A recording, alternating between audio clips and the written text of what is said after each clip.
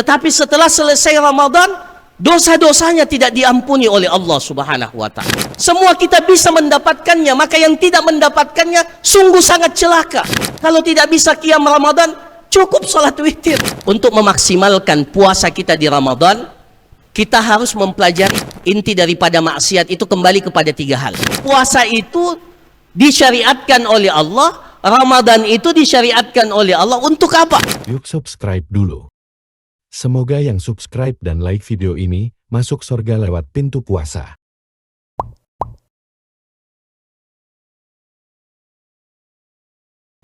Bismillahirrahmanirrahim.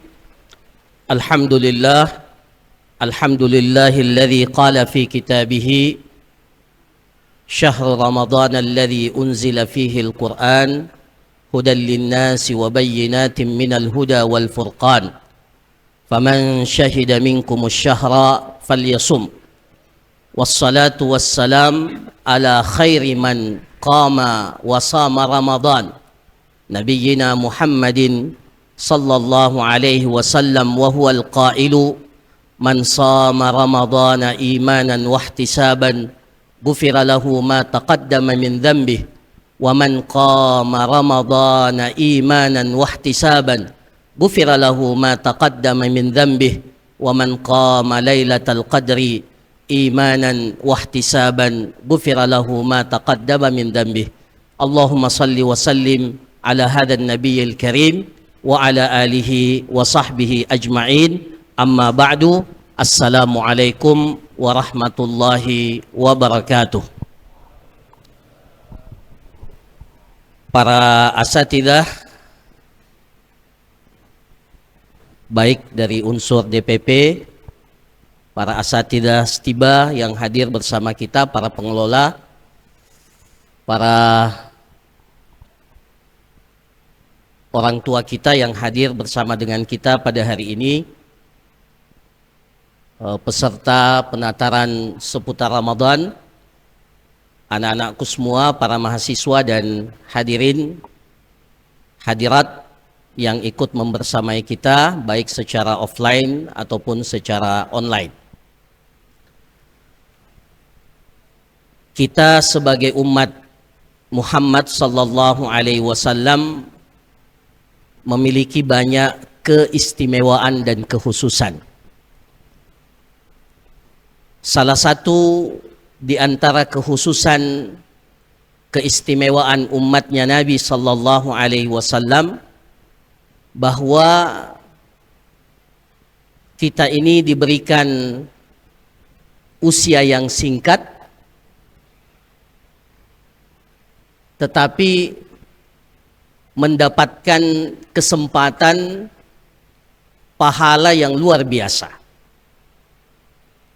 Dalam hadis Ibnu Umar, sebagaimana yang diriwayatkan oleh Al-Imam Al-Bukhari dalam kitab sahihnya, Rasulullah sallallahu alaihi wasallam bersabda, "Innama mathalukum wa mathalu ahlil kitabain kamathali rajulin istajara ujara." Jadi Rasulullah sallallahu alaihi wasallam mengatakan, perumpamaan kalian umatku dengan ahlul kitabain, yaitu Yahudi dan Nasrani, seperti seorang pengusaha yang istajara ujara, yang menyewa pekerja yang akan diberikan upah atas pekerjaan itu. Maka dia membagi waktu kerjanya itu menjadi 3. Ya, ini hadis panjang dalam riwayat Bukhari. Yang pertama, dia menawarkan siapa yang mau bekerja ya, min ghadwatin ila nisfin nahar, dari sejak pagi sampai siang, pertengahan siang. Ya, kira-kira dari jam 7 pagi gadwah, ya, di awal pagi sampai siang. Upahnya 1 qirat ala qirat. Fa'amilatil Yahud. Maka orang Yahudi mengambil pekerjaan itu. Ya. Kemudian setelah itu dia tawarkan lagi waktu yang kedua. Siapa yang mau bekerja dari zuhur, dari waktu siang sampai waktu asar, ala qirat, dan upahnya 1 qirat. Maka fa'amilatin nasara, maka orang Nasrani mengambil pekerjaan itu di waktu tersebut. Kemudian setelah itu dia tawarkan lagi waktu yang ketiga. Siapa yang mau bekerja dari waktu asar sampai terbenam matahari, maka kata ala qiratain, tapi upahnya 2 qirat. Upahnya 2 qirat. Maka yang mengambil itu adalah kaum muslimin. Maka kata Rasulullah, kalian seperti itu. Maka proteslah Yahudi dan Nasrani ini. Kami waktunya panjang, upahnya sedikit. Yang terakhir ini waktunya singkat, upahnya lebih banyak, 2 qirat. Maka ya pengusaha itu mengatakan, apa saya menzolimi kalian? Kan kita sudah sepakat dengan upah itu dan kalian mau? Tidak. Maka dia katakan, dalika, itu adalah keutamaan yang saya berikan kepada siapa yang saya kehendaki. Maka seperti itulah kita, umat Nabi Muhammad sallallahu alaihi wasallam, diberikan oleh Allah Subhanahu wa taala usia yang singkat, tapi kesempatan untuk mendapatkan pahala yang luar biasa. Nah, di antara kesempatan itu adalah kita mendapatkan keutamaan syarafuz zaman, keutamaan waktu. Sebentar lagi kita akan menyambut kedatangan Ramadan. Ramadan ini waktu yang sangat mulia. Menunggu Ramadan saja itu sudah menjadi sebuah keistimewaan. As-salawatul khams wal jumu'atu ila al-jumu'ah wa Ramadan ila Ramadan mukaffiratun lima bainahunna ma lam tukshal kabair. Menunggu antara satu salat dengan salat berikutnya, menunggu antara satu Jumat dengan Jumat berikutnya, menunggu antara satu Ramadan dengan Ramadan berikutnya. Ya, merindukan Ramadan itu menjadi sebuah keistimewaan. Mukaffiratun lima bainahunna. Ya, jadi sejak kita menyelesaikan Ramadan di 1444 yang lalu dan menanti detik-detik Ramadan 1445, dosa-dosa kita diampuni oleh Allah. Ya. Gugur dosa-dosa kita. Menunggunya saja sudah seperti itu.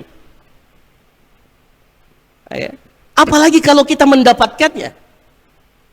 Makanya ketika Rasulullah sallallahu alaihi wasallam naik ke atas mimbar, di mimbar tingkatan yang pertama beliau mengatakan amin. Beliau naik lagi ke atas mimbar yang kedua, beliau katakan amin. Kemudian ketiga amin. Para sahabat bertanya, ya Rasulullah, ya, kenapa engkau mengucapkan amin? Ya. Maka beliau mengatakan, atani Jibril, tadi datang Jibril, ya, mengucapkan 3 hal dan aku aminkan. Dan salah satu dari apa yang diucapkan oleh Jibril alaihissalam yang kemudian diaminkan, Jibril adalah malaikat yang paling mulia. Nabi Muhammad sallallahu alaihi wasallam adalah nabi yang paling mulia. Yang mendoakan adalah Jibril alaihissalam, yang mengaminkan adalah Rasulullah sallallahu alaihi wasallam. Nah, salah satu di antara 3 itu, ya, dalam hadis yang diriwayatkan oleh Jabir ibn Samurah radhiyallahu an, sebagaimana dalam riwayat Tabrani dan yang lainnya dikatakan, ragima anfum ri'in adraka Ramadan falam yukfar lahu. Sungguh celaka seseorang diberikan kesempatan mendapatkan Ramadan, sungguh celaka. Tetapi ketika dia mendapatkan Ramadan, dosa-dosanya tidak diampuni oleh Allah Subhanahu wa taala. Ya. Para hadirin yang dirahmati oleh Allah Subhanahu wa taala, ya, mari kita renungkan sejenak hadis ini. Ya. Kenapa Rasulullah mengaminkan doanya Jibril yang mengatakan sungguh celaka? Raghima anfum ri'in. Dalam riwayat yang lain, fa'ab'adahullah, dia dijauhkan dari rahmat Allah. Diberikan kesempatan untuk mendapatkan Ramadan, dan dia sudah mendapatkan Ramadan itu. Tetapi setelah selesai Ramadan, dosa-dosanya tidak diampuni oleh Allah Subhanahu wa taala. Para hadirin yang dirahmati oleh Allah, ya. Seperti tema kita sudah berkali-kali dapat Ramadan. Ya. Sudah berkali-kali kita dapat Ramadan. Tapi apakah Ramadan yang kita lewati itu sudah tepat? Puasa yang kita lakukan sudah tepat, sudah benar. Maka sebenarnya Ramadan itu tidak muluk-muluk untuk mendapatkan ampunan Allah Subhanahu wa ta'ala, tidak muluk-muluk. Sesuatu yang sangat standar. Sesuatu yang sangat standar. Sehingga betul ketika Jibril mengatakan sungguh celaka seseorang mendapatkan Ramadan kemudian tidak diampuni oleh Allah, kemudian diaminkan oleh Rasulullah sallallahu alaihi wasallam, itu sungguh sangat wajar. Kenapa? Karena untuk mendapatkan ampunan dari Allah Subhanahu wa taala di bulan Ramadan sungguh sangat standar.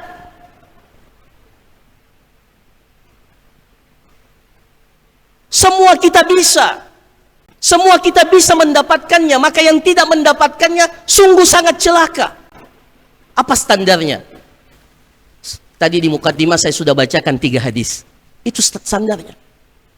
Man shama ramadhana imanan wahtisaban, ghufira lahu ma taqaddama min dzambi. Siapa yang berpuasa di bulan suci Ramadan, man shama ramadhana, cukup mempersiapkan diri untuk puasa di bulan Ramadan. Syaratnya cuma 2, imanan wahtisaban, sehingga puasa itu berkualitas, imanan wahtisaban, dengan penuh keimanan, percaya bahwa yang mensyariatkan puasa itu adalah Allah. Ihtisaban, mengharapkan ganjaran dari Allah. Sederhana syarat ini para jamaah sekalian. Maka balasannya, ghufira lahu ma taqaddama min dzambi, akan diampuni dosa-dosanya yang telah lalu. Maka sungguh celaka orang yang tidak bisa mendapatkan target ini. Inilah target minimal yang seharusnya semua kita mendapatkannya. Tapi apakah peluang untuk dihapuskan dosa itu tertutup? Tidak. Dikasih lagi challenge yang kedua. Mungkin puasa kita belum maksimal. Apakah kesempatan Ramadan itu hilang? Tidak, diberikan lagi kesempatan yang kedua. Man qama ramadhana imanan wahtisaban. Kita diperintahkan untuk melaksanakan qiyam Ramadan standar.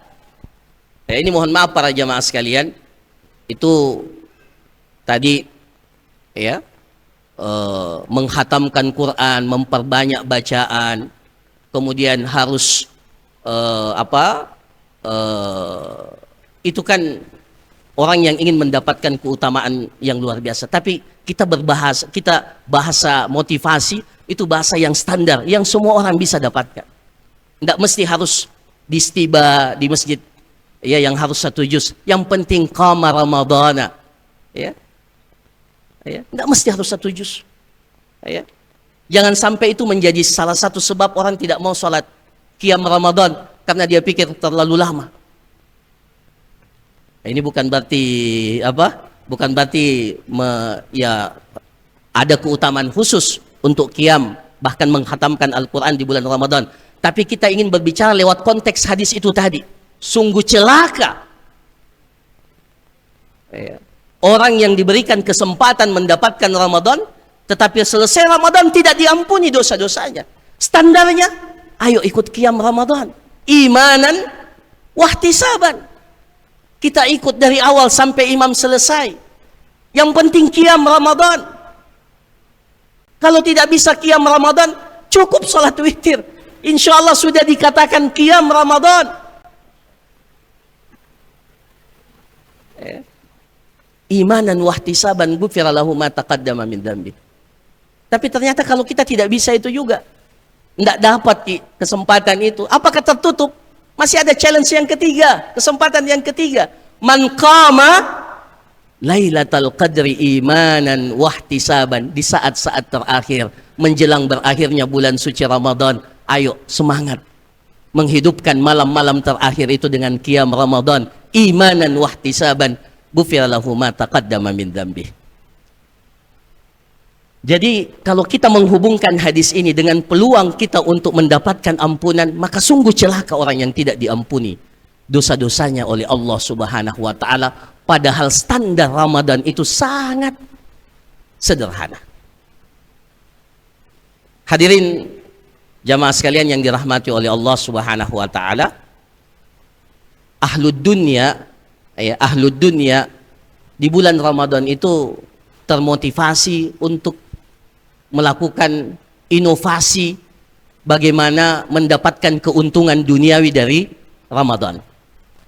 Tadi malam saya agak tadi malam pulang dari taklim, lihat satu billboard ya, besar. Di billboard itu tertulis kurma Royal 67. Saya pertama tidak terlalu, saya kira ada jenis kurma baru, namanya kurma Royal 67. Tapi saya perhatikan, kok ada gambar orang, yang biasa iklan-iklan itu, iklan rokok ya.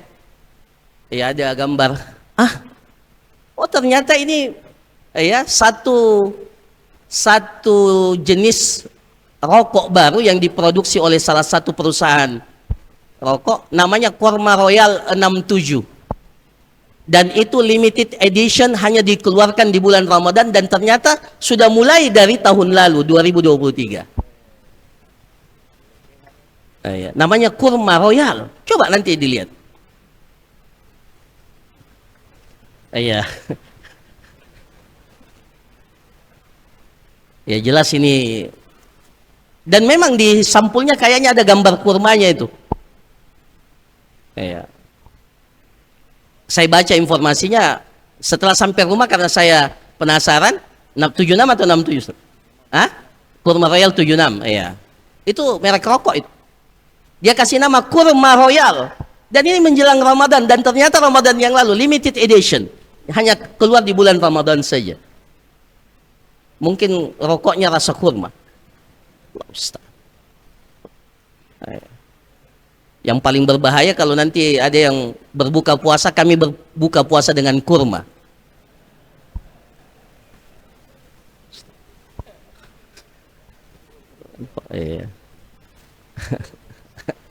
Allah musta'an. Nah, itu satu sisi. Tapi dari sisi yang lain, ahlud dunia betul melihat bahwa peluang Ramadan itu luar biasa.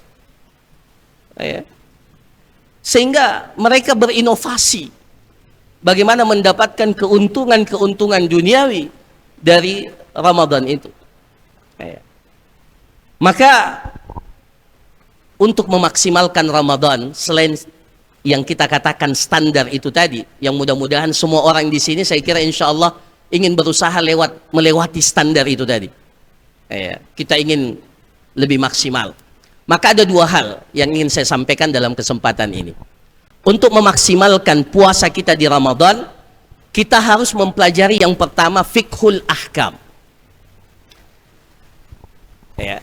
Fiqhul ahkam. Fikih yang terkait dengan hukum-hukum puasa. Dan salah satu kebiasaan para ulama kita, ya, salah satu kebiasaan para ulama kita di bulan Sya'ban ini adalah mengkaji kembali pembahasan-pembahasan tentang siam, tentang puasa. Ya. Maka dari sisi ini menjadi kewajiban kita untuk mempelajari fiqhul ahkam atau fiqhus siam ini. Ya.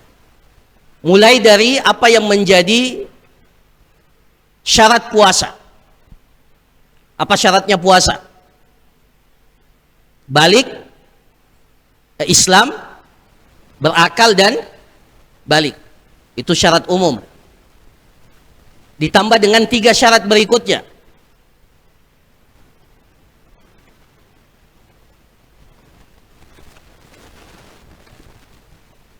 Apa itu? Yang pertama, kemampuan seseorang untuk berpuasa. Dikatakan mampu berpuasa, ya, kalau seseorang itu tidak berada dalam kondisi sakit atau tidak berada dalam kondisi di mana dia tidak mampu melaksanakan ibadah puasa. Jadi ada uzur. Ya. Ada uzur yang menjadikan seseorang itu tidak diwajibkan berpuasa. Maka kita harus tahu apa yang menjadi konsekuensinya. Ini kalau mau dijelaskan tentunya akan sangat panjang, tapi kita berikan gambaran umum. Ya. Kemudian yang kedua, ya, syarat atau syarat tambahan syarat wajibnya puasa itu adalah ketika seseorang itu tidak sedang dalam keadaan musafir, mukim, statusnya mukim. Maka harus kita belajar lagi, mengetahui hal-hal yang terkait dengan hukum safar dan rukhsah bagi seseorang yang dibolehkan tidak berpuasa dalam kondisi safar. Safarnya yang bagaimana? Dan kemudian yang ketiga, syarat sehingga kepuasa itu diwajibkan, tidak ada yang menghalangi kita untuk berpuasa. Karena ada kondisi-kondisi tertentu di mana seseorang itu terhalang untuk melakukan ibadah puasa. Padahal secara fisik dia mampu. Seperti wanita yang haid dan wanita yang nifas. Nah, itu syarat wajibnya puasa. Kemudian kita pindah kepada rukun puasa. Rukun puasa itu ada 2. Yang pertama adalah an-niyah. Niat kita. Dan di bulan Ramadan kata para ulama kita dibolehkan untuk berniat sejak awal Ramadan untuk kita niatkan sampai selesai Ramadan. Dibolehkan. Meskipun yang paling afdal kita berniat pada setiap malam. Dan cukup ketika kita bangun untuk makan sahur, itu sudah menunjukkan bahwa kita sudah berniat. Jadi sudah cukup sebenarnya kalau kita bangun makan sahur, itu sudah menunjukkan bahwa kita insya Allah besok akan berpuasa. Kemudian yang kedua, rukun yang kedua adalah al-imsak. Menahan diri. Sejak terbitnya fajar yang kedua, fajar sadik, sampai dengan terbenamnya matahari. Itu cuma 2 rukunnya. Kemudian setelah itu kita harus mengetahui apa saja sunnah-sunnahnya puasa. Di antaranya adalah ta'khirus sahur, mengakhirkan sahur. Di antaranya adalah menyegerakan berbuka puasa ketika sudah masuk waktu berbuka puasa. Kemudian di antaranya adalah memperbanyak doa ketika kita sedang berpuasa, begitu pula pada saat menjelang berbuka puasa. Nah, ini di antara hal-hal yang perlu atau sunnah untuk kita lakukan ketika kita berpuasa. Nah, kemudian para jamaah sekalian yang dirahmati oleh Allah, secara umum hukum-hukum puasa tidak bisa kita jelaskan secara detail karena waktu kita sangat singkat. Tetapi yang kedua, dan juga sangat penting agar puasa kita maksimal, itu adalah Fiqhu maqasidis siyam. Jadi bukan hanya sekedar mengetahui fikih dari hukum-hukum puasa itu, tetapi yang juga sangat penting adalah kita tahu bahwa puasa itu disyariatkan oleh Allah, Ramadan itu disyariatkan oleh Allah untuk apa? Ya. Jadi bukan hanya sekedar kita tahu fiqhul ahkamnya. Alhamdulillah, ya, dengan adanya kesadaran kita menuntut ilmu biasanya, ya, atau sebagian kita, ya, sudah banyak mempelajari hal-hal yang seperti ini. Tapi yang juga sangat penting untuk kita ketahui adalah fiqhu maqasidis siyam. Ini puasa disyariatkan oleh Allah di bulan Ramadan untuk apa? Tadi sebagiannya sudah dijelaskan oleh Ustadz kita. Ya. Tapi saya ingin menambahkan beberapa maqasidis siyam yang penting. Yang pertama, di antara maqasidis siyam itu adalah imtisalu amrillah.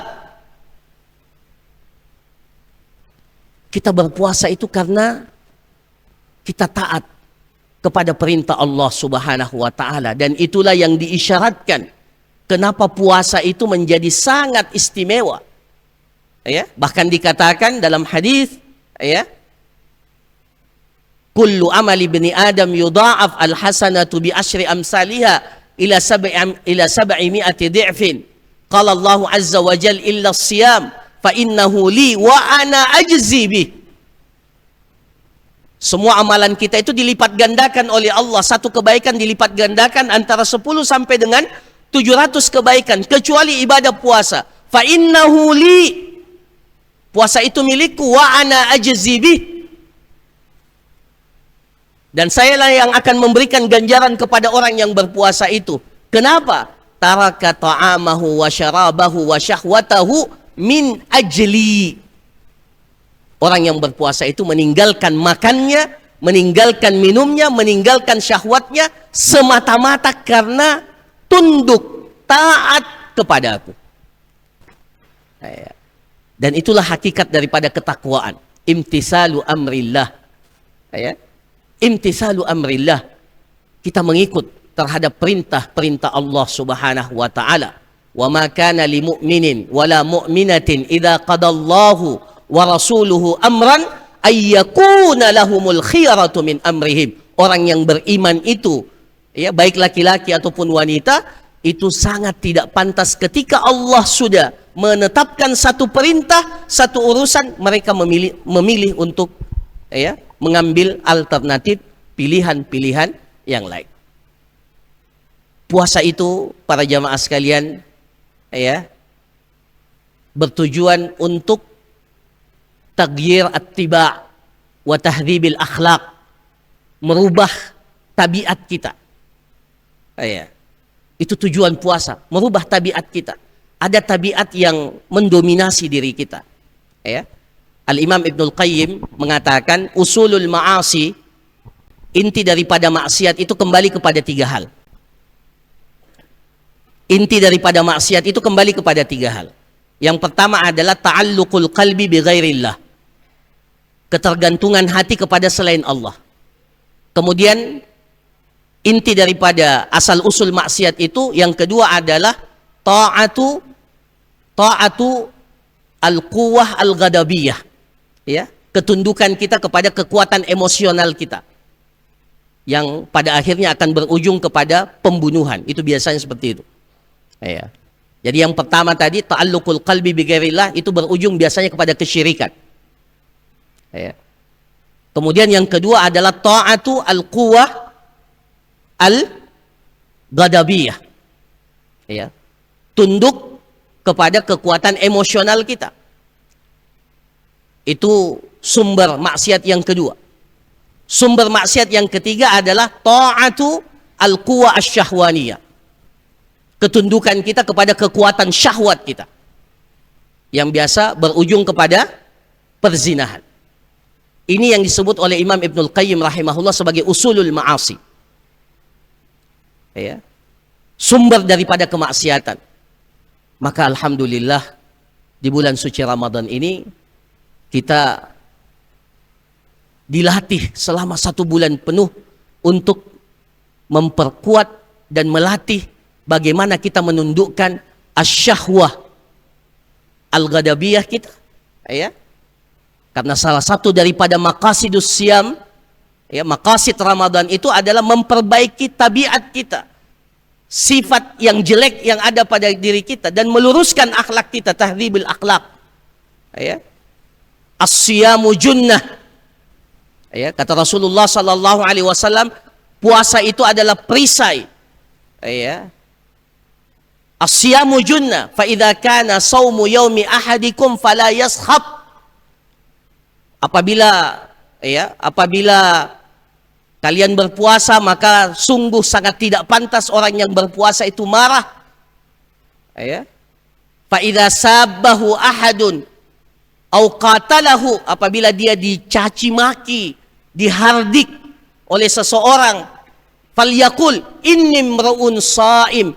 Itu pelatihan untuk agar kita ini melatih al-quwah al-ghadabiyah kita, kekuatan emosional kita. Kalau kekuatan syahwat luar biasa, sudah dijelaskan oleh Rasulullah sallallahu alaihi wasallam dalam hadis tadi. Ya, taraka ta'amahu wa syarabahu wa syahwatahu min ajli. Orang yang berpuasa itu berinteraksi dengan syahwatnya ini secara luar biasa. Makanan, minuman, dan syahwat seksualnya. Ya. Dalam kitab muqarrar kita, Mukhtasar Minhajul Qasidin, ya, dalam likat-likat tarbiyah kita, di dalam bab muhlikat itu kan dikatakan ada dua syahwat yang sangat berbahaya, yaitu syahwatul batan, syahwat perut, dan syahwat al-farj. Dan dua-duanya diilaj, diberikan terapi secara khusus di saat kita melaksanakan ibadah puasa di bulan Ramadan. Kemudian maqasid puasa itu adalah maqasidul ukhuwah wal ijtima'. Ya. Kita berpuasa di bulan suci Ramadan melatih kita untuk meningkatkan kekuatan ukhuwah kita sama kaum muslimin. Bersama-sama puasa itu satu makna, ya, yang luar biasa. Kenapa kita bisa melaksanakan ibadah puasa? Padahal mungkin sebelum Ramadan ada di antara kita yang taksir, ya, dalam melaksanakan puasa-puasa sunnah. Kenapa? Karena ijtima'. Ya, kekuatan itu muncul ketika kita bersama-sama melakukannya. Ya, maka ya, puasa itu disyariatkan kepada kita untuk satu tujuan, yaitu maqasid. Di antara maqasidnya itu adalah maqsadul ukhuwah wal ijtima'. Ya, bagaimana kita melahirkan kekuatan ukhuwah dan persatuan di antara kaum muslimin. Nah, ini kira-kira para ikhwah sekalian, karena waktu kita terbatas, ya. Jadi bukan hanya sekedar fiqhul ahkam, tetapi juga mengetahui apa dari maksud daripada tujuan ibadah puasa itu disyariatkan oleh Allah Subhanahu wa taala kepada kita. Saya kira demikian. Barakallahu fikum. Jazakumullah khairan wa sallallahu ala nabiyyina Muhammad wa ala alihi wa sahbihi ajma'in wa akhiru da'wana alhamdulillahi rabbil alamin. Assalamualaikum warahmatullahi wabarakatuh. Waalaikumsalam.